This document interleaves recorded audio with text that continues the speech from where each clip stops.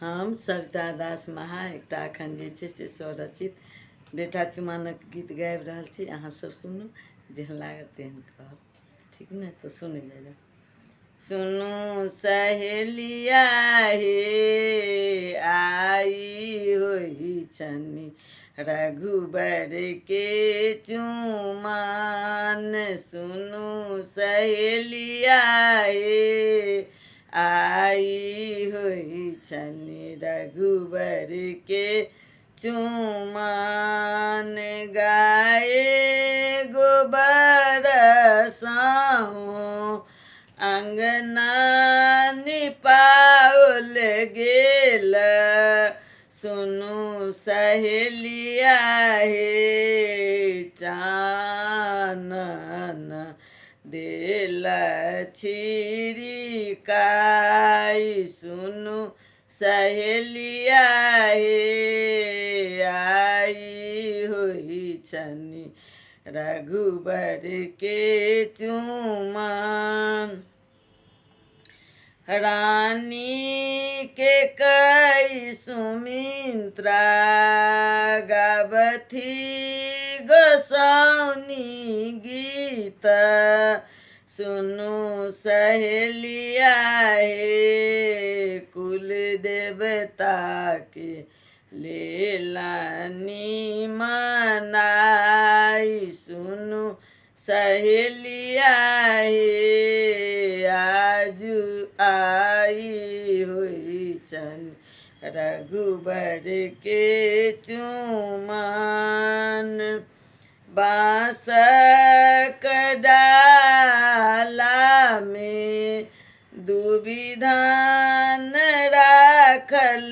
सुनू सहेलिया हे ताही बीच राखल दही छाछ। सुनू सहेलिया हे आई होई छनी रघुबर के चुमान। देवगण ऋषि मुनि मंत्र के पढ़ी पढ़ी। सुनू सहेलिया हे रघुबर के दई छथि आशीष। सुनू सहेलिया हे आई हुई छनी रघुबर के चुमान। कहथी सबिता दास सब मिली चुमबियौ। सुनू सहेलिया हे शुभ शुभ मंगल गाई। सुनू सहेलिया हे आई होई छनी रघुबर के चुमान। मातु कौशल्या संग मातु कौशल्या संग के कई सुमित्रा रानी।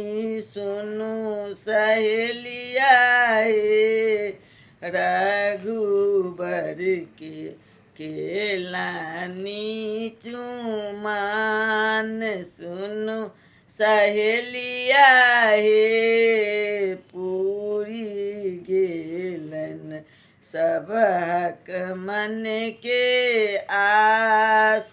सुनू सहेलिया हे आई होई छन रघुबर के चुमान।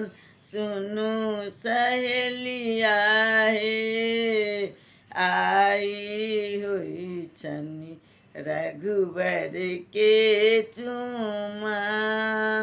अब अहाँ सबके जेहन लागत तेहन कहब। सबके सहृदय धन्यवाद।